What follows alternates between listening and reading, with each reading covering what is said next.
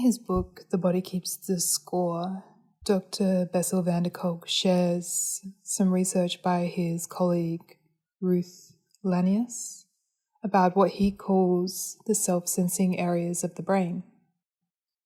Bessel refers to these areas of the brain as the Mohawk of self-awareness. This zone begins above our eyes, through the center of the brain, and to the very back of the brain. One part of Ruth's research involved comparing brain scans of people with early childhood trauma or complex PTSD with brain scans of those with, let's say, less averse upbringings. And the studies showed that those with childhood trauma showed a significant decrease in activation in this Mohawk area of the brain, in these self-sensing areas.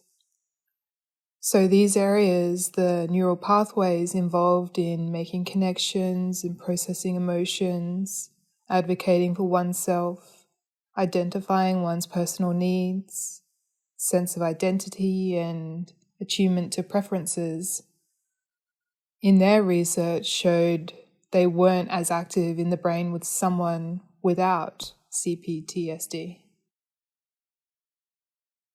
For example, Bessel explains that the orbital prefrontal cortex at the front of the brain above your eyebrows assists with decision-making and executive functioning. It's part of the brain that draws on prior experiences to navigate current situations. And a little further back in this Mohawk is the insula. And the insula registers information from your environment and relays it back to your brain so that you can respond accordingly. The ability to interocept means to sense what it is you feel within. This area is represented by the parietal lobe. So all these areas work together, gathering feedback from within, from the external world, to map out your responses and make determinations about what to do in different scenarios. Now imagine these three areas of the brain not able to transmit that data, providing you with only a percentage of the data you need to assess a situation. Dr. Bessel Van Der Kolk says trauma results in a fundamental reorganization of the way the mind and the brain manages perceptions. It changes not only how we think and what we think about, but also our very capacity to think. Our brains are constantly in a state of adaptation to the environment around us and to the stimuli that we receive.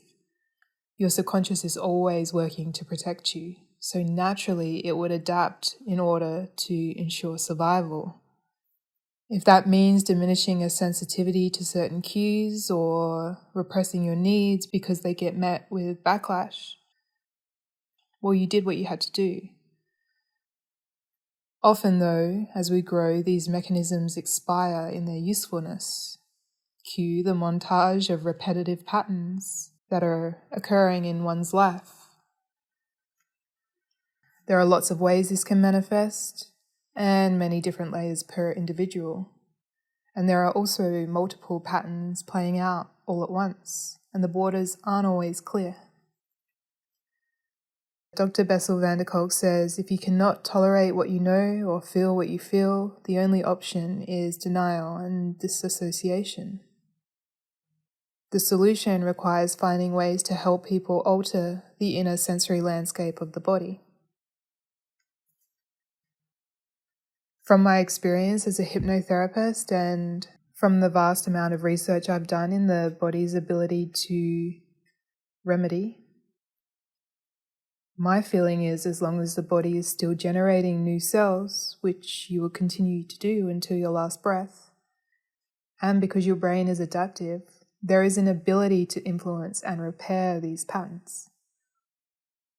It's somewhat counterintuitive to believe that the experiences in life that aren't logical and don't make sense could be resolved by logic or linear means. In hypnosis, we work directly with the emotional brain, the limbic brain, using the language it understands, imagery, sensations, symbols, sound, and intuition. Tapping into the limbic brain can help make connections the rational mind was never involved in, and give that energy the recognition it seeks. Inspired by the Mohawk of self-awareness and the research by Dr. Ruth Lanius, I've created an imaging hypnosis where we oxygenate these areas of the brain, envision scenarios where these functions are working for our benefit to allow for new connections and glimpses of potential benefits. The experience is intended to provide the body with the time and space it needs to rest and release, and allowing for easeful change to occur. Feeling into the essence of ideal conditions, making new connections while attuning to your body, all while receiving glimpses from your subconscious about what would mean the most to you. If you're interested in this experience, just follow the link below. And if you would like to read this video in article form, there's a link for that too. And I wish you well.